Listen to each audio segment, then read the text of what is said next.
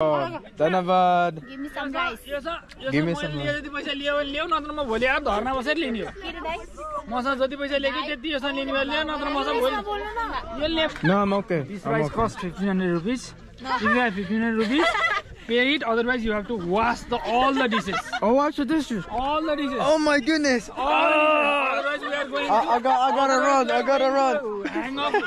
We are going to take your bicycle. Oh, you gotta pay for it. I pay 5,000. First of all, you have to pay for this. This boy is. यो video social मिडियातिर एकदमै viral भइरहेको छ.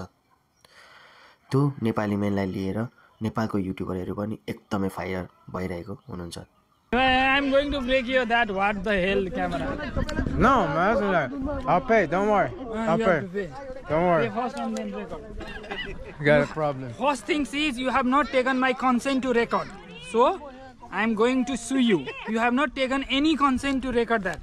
Sir, you have came you to taken me. my consent to You record came my to video? me, sir. Have you taken my consent to Alright, record the video? Throw that out. मै त fire भइरहेको छु यो कुरा सुन्दा. झन् the लस्टलाई त के लाग्यो होला त्यस्तो साह्रो कुरा सुन्दा. फेरि लास्ट इन्सल्ट गरेको रहेछ. मैले हेरेँ अनुसार मलाई के लाग्यो भने त्यो मान्छेले त दारू सारू खाएर नै यस्तो इन्सल्ट गरेको जस्तो लाग्यो. हो कि होइन भने प्लिज तल कमेन्ट गरेर भन्नुहोला. धेरै युट्युबरहरूले टिकटकरहरूले भिडियो बनाइरहेको छन्.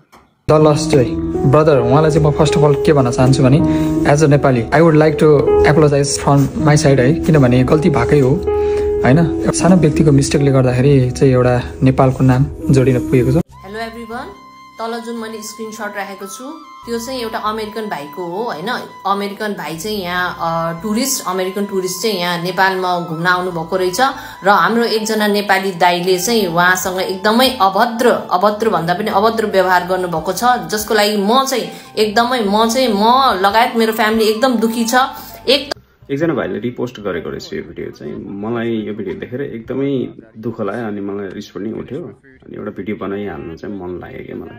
खास के भएको हुन्छ नि यो भिडियोमा एउटा ग्रुपले पिकनिक मनाइरहेको हुन्छ हाम्रो नेपालीहरूले. त्यहाँ अचानक एकजना टुरिस्ट घुम्दै आइपुग्छ अनि उसलाई चाहिँ अब नेपाली हामी प्रायः जसो मन ठुलै हुन्छ उनीहरूले खाना अफर गर्छ अनि उसले पनि यस ठिक छ भनेर अलिअलि बिचरा नेपाली पनि बोल्दो रहेछ. मलाई अलिक थोरै खाना दिनु भनेर चाहिँ उसले खाना लिन्छ. खाना लिएपछि उसले आफै सेल्फी लिएर ऊ आफै एक्लै बोल्दैछ अनि पोखरा पुग्नुपर्ने चाहिँ यति घन्टा लाग्छ भन्ने खालको कुराहरू गर्दैछ. अनि उसले बिचरा त्यो आफ्नो खाना इन्जोय गरिरहेको बेलामा अचानक जुन यो कल्प्रिट छ भिलेन जान्ने बुझ्ने मान्छे, मेरो विचारमा ऊ त्यो ग्रुपको चाहिँ अलि बुझ्ने जान्ने अथवा अलि पढे लेखेको मान्छे होला, मेबी अलिअलि इङ्ग्लिस बोल्न जान्ने. अनि उसले आएर चाहिँ के भन्छ भने चाहिँ मेरो कन्सेन्ट बिना मेरो अनुमति बिना तैँले चाहिँ कसरी पिक्चर लिँदैछस्, यो डिलिट गर, यो फाल भन्छ क्या. तपाईँलाई थाहा छ कि थाहा छैन, नेपालमा पब्लिक स्पेसमा फोटो अनि भिडियो लिनको लागि कसैको पनि अनुमति लिनु पर्दैन. त्यो मान्छेलाई अब त्यो थाहा छैन, त्यति पनि थाहा छैन होइन. अनि अब एउटा खाना खाइरहेको मान्छेलाई तैँले पैसा तिर्नुपर्छ, तैँले यो भिडियो फाल के भन्दाखेरि त अब अफकोर्स कस्तो हुन्छ तपाईँको मन के. स्पेसली खाना खाइरहेको मान्छेलाई त्यस्तो गर्दाखेरि एकदमै दुःख लाग्दो कुरा. अति मलाई यो भिडियो हेरेर चाहिँ एकदमै रिस उठ्यो अनि एकदम दुःख पनि लाग्यो त्यो टुरिस्टलाई देखेर. बिचरा how can you do that के एउटा खाना खाइरहेको मान्छेलाई कसरी तपाईँले त्यस्तो गर्न सक्नुहुन्छ कि. तपाईँको मन कस्तो होला क्या, तपाईँको मन के कति साह्रो निष्ठुरी मन, कति साह्रो पापी मन हो क्या. अब नेपालीहरू भेडा भनौँ भने सबैभन्दा जान्ने बुझ्ने र दुनियाँको लफडामा जज गर्ने काम हामी नेपालीले नै गर्छौँ. सो भेडा भन्न त मिल्दैन किनभने हामी जति जान्ने बुझ्ने मान्छे कोही पनि छैन. जब एउटा पिकनिकमा एउटा टुरिस्ट आएर खाना खाँदाखेरि मलाई त पैसा लिइस् यसलाई नलिग्ने भनेर झगडा गर्ने कुन चाहिँ ज्ञान हो. भएन भनेर त्यही टुरिस्टको भिडियोमा आफू घुर्सी देखिएको छ अनि त्यही टुरिस्टलाई चाहिँ म तँलाई सु गर्छु, केस हाल्छु, तँलाई लिगल एक्सन लिन्छु रे. भोसडी के अझ औठी देखाउँछ भने औठी 1.5 लाखको रे. बाबु त्यो टुरिस्टको एउटा भिडियोले तेरो 2वटा औठी किनिदिन्छ हो भोसडी के. र त्यो टुरिस्टले जुन क्यामेराबाट भिडियो खिचिरहेको छ नि त्यो क्यामेराले तर तेरो परिवारलाई 3 महिनालाई खाना पुग्छ हो. यो भिडियोको लागि केही भन्नु छ भने तल कमेन्ट डाउनमा भन्नुहोला. र द नेपाली मेनले जुन द लस्ट जोयलाई एकदमै नराम्रो भनेको थियो त्यही नेपाली मेनले चाहिँ अहिले सोसल मिडियामा सरी भन्दै माफी माग्दै भिडियो बनाइरहेको छ. सबैलाई नमस्ते. सोशल मिडियामा टिकटकमा भाइरल भइरहेको मैले म मार्फत एकजना विदेशीलाई मिसवेब भएको देखिएको भिडियोको बारे माफी माग्नको लागि एपोलोजीको लागि म यहाँ उपस्थित भएको छु। त्यतिखेर भएको घटनाबारे थोरै बताउँदा त्यो 1 वर्षभन्दा अगाडि हाम्रो पिकनिकमा उक्त टुरिस्ट आइपुगेका थिए। उनीले खाना खाने क्रममा जोक्सको रूपमा खानाको कुरा उठेको थियो त्यहाँ, जुन मजाक हो जोक्स हो भनेर मैले भिडियोमा पनि पटक पटक भनिरहेको छु। र त्यो पिकनिकको परिस्थितिले गर्दा त्यसपछि उसले भिडियो खिचिरहेको कुरालाई भिडियो चाहिँ नखिचिदिनु, भिडियो खिच्नुभन्दा अगाडि त कम्तीमा सोधिदिनु भनेर कन्सेन्ट लिइदिनु, मलाई भिडियो खिचेको मन परेन भनेर मैले उसलाई बताउन खोजेको हो। अब त्यो परिस्थितिले गर्दा त्यहाँ अलिकति रुड भएको देखिएको रहेछ। मेरो रुड हुने अथवा उसलाई थर्काउने भन्ने कुनै नियत थिएन, उसलाई त्यस्तो परेको रहेछ। त्यसको लागि I deeply apologize for that. म त्यसको लागि एकदमै माफी चाहन्छु। मेरो इन्टेन्सन त्यो थिएन, खालि भिडियो चाहिँ कन्सेन्ट नलिकन खिच्नु ठिक होइन भन्ने थियो। तर त्यो पिकनिकको माहौल परिस्थितिले गर्दा अलिकति रुड भएको देखिएको रहेछ, चर्को भएको देखिएको रहेछ।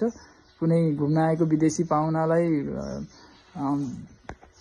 बुलिङ गर्ने अथवा होच्याउने हेप्ने भन्ने मेरो उद्देश्य नरहेको र त्यस्तो पर्न गएकोमा म एकदमै माफी चाहन्छु। धन्यवाद। धेरै मानिसहरूले नेपाली मेनले अल्कोहलको इन्फ्लुएन्समा आएर द लस्ट जोयलाई एरेस्ट गरेको भनेको छन्। बट एल्कोहल खाएर होस् या नखाएर होस् उसले हेरेस गर्न हुँदैन थियो। उसले नेपालको नाक कटायो, हामी नेपालीहरूको बेइज्जत गरायो, हामी नेपालीहरूको जुन अतिथि देवो भव भन्ने संस्कार थियो त्यो पनि मेटाइदियो। नेपाली म्यानको बिहेभियरप्रति म लगायत हामी सम्पूर्ण नेपालीहरू लजास्पद छौँ र गिल्टी छौँ। सो उसको रुड एटिट्युडको लागि म र हामी सबै नेपालीहरू माफी माग्छौँ।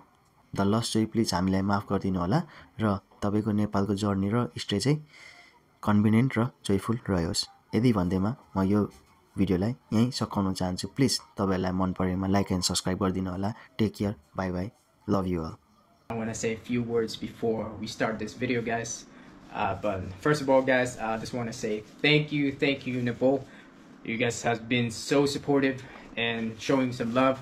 So, like I said, I could never done this without you guys, but you guys did it. You guys showed the love and the support, like each other.